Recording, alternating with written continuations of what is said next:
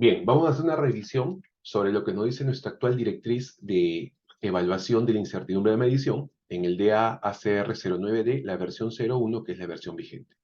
Y si nos vamos a requisitos 713, estimación de la incertidumbre estándar de los componentes de incertidumbre, recordemos que en este punto, la estructura que ya nosotros conocemos para estimar la incertidumbre tiene 5 pasos. Paso número 1, paso número 2, paso número 3, paso número 4 y paso número 5.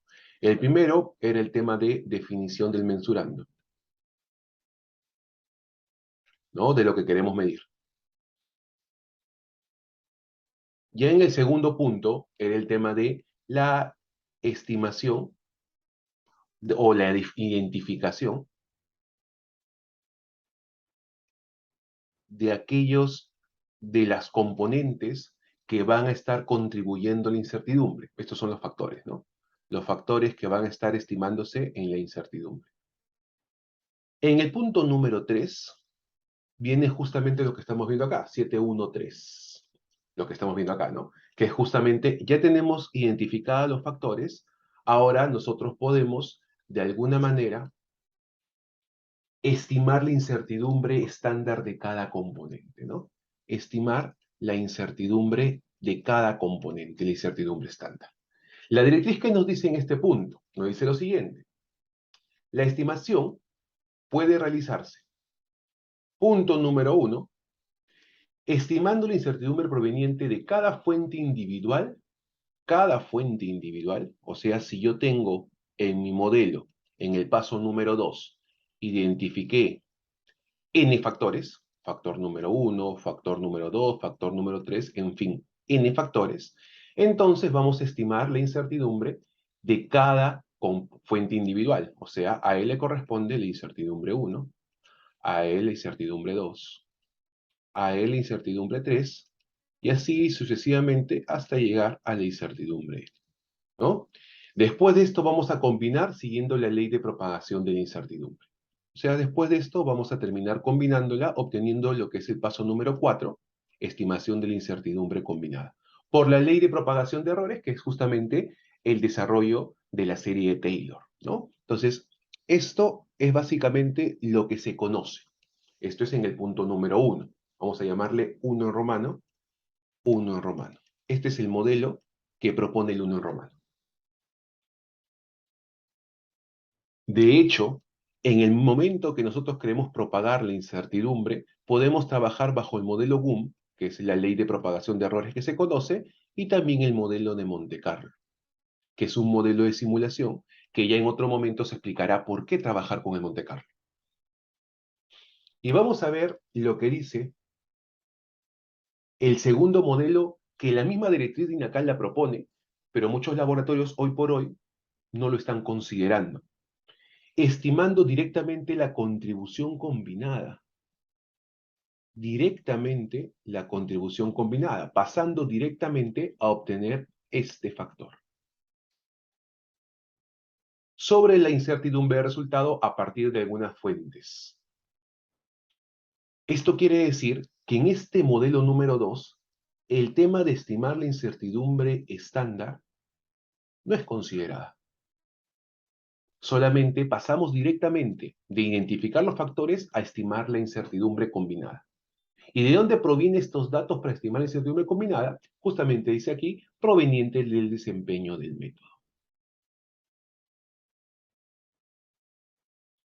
Por ejemplo, validación.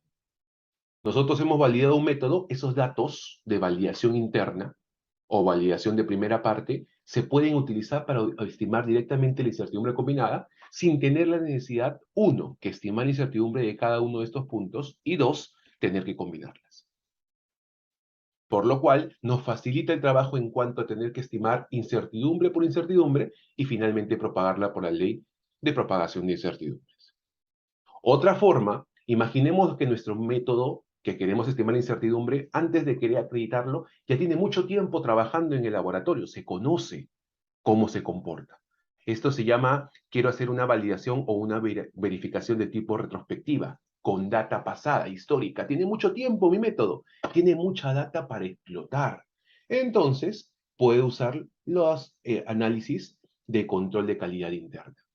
Miren, tengo un modelo A, tengo un modelo B, o también por participación de ensayos interlaboratorio, modelo C.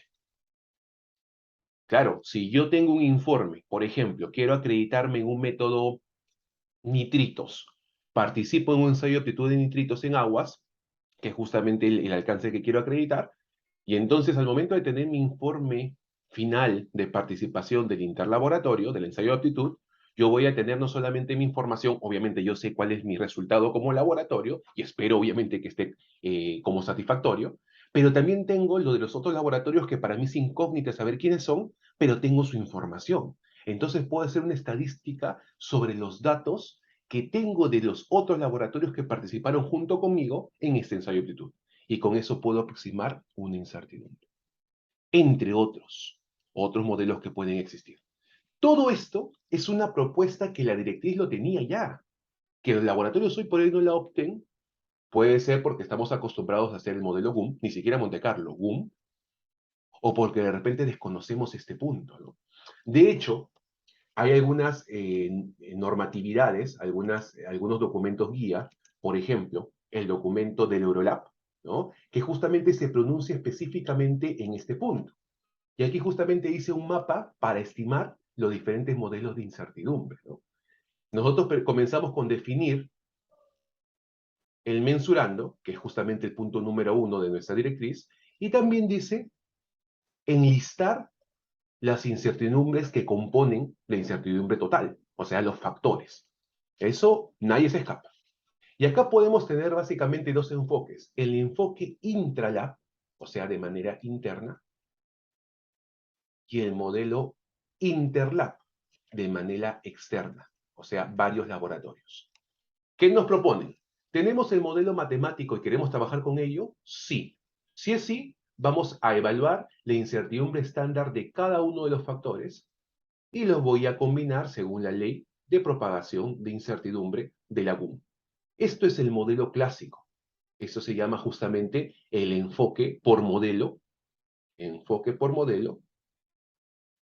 o modelado por modelado, o también algunos llaman el enfoque por componentes, ¿no?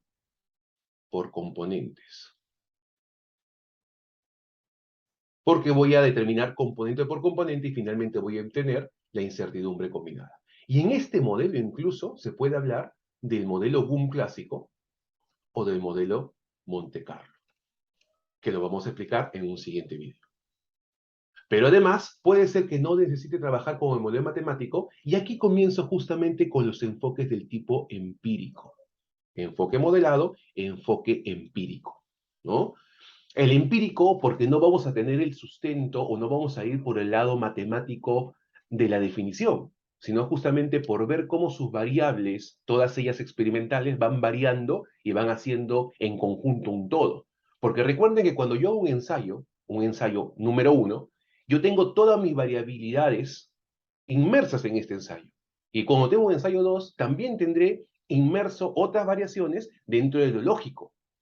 Y al final, cuando tengo n mediciones, cada uno de ellos tiene todos mis comportamientos posibles aleatorios, randomizados. Entonces, yo ya considero aquí modelos de incertidumbre, sin necesidad de estar pasando necesariamente por el modelo matemático. Como le decía, cuando hacemos de manera interna, ¿no? La validación interna de nuestro laboratorio.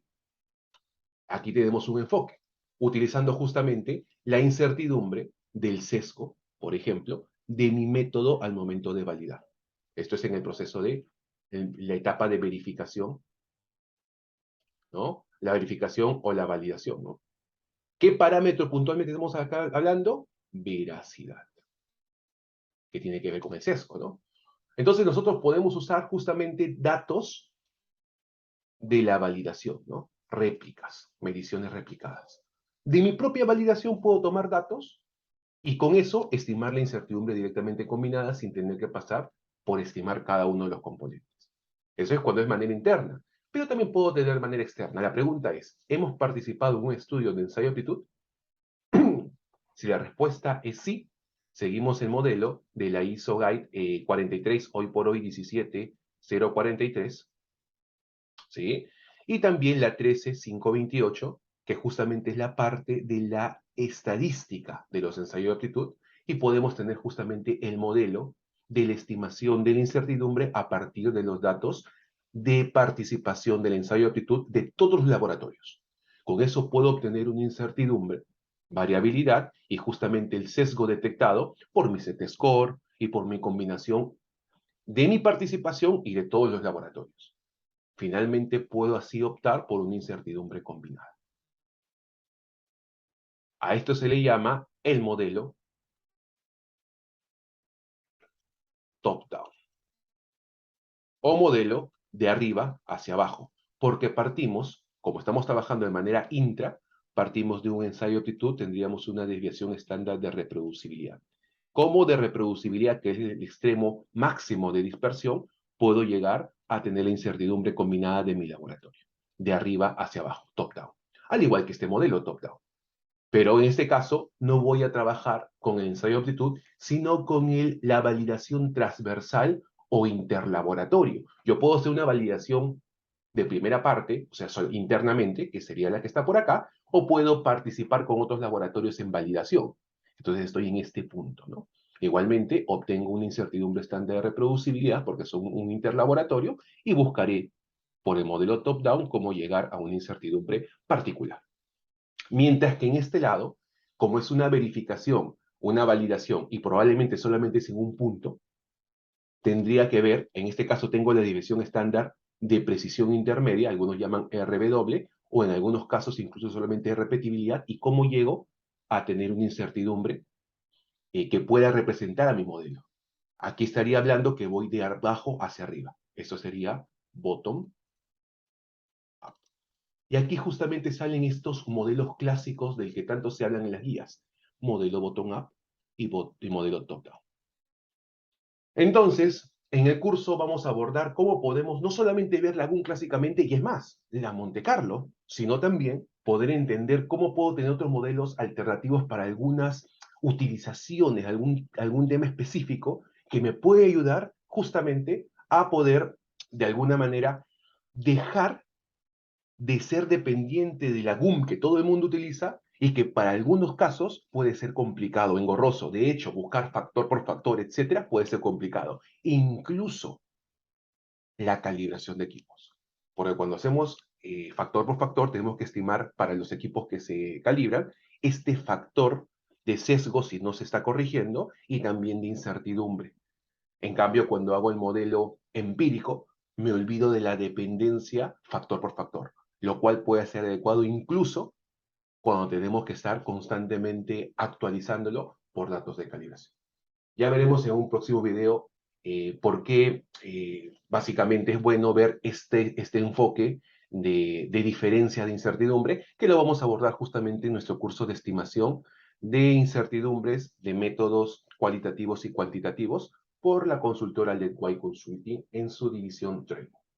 Vamos a vernos en el siguiente video. Gracias.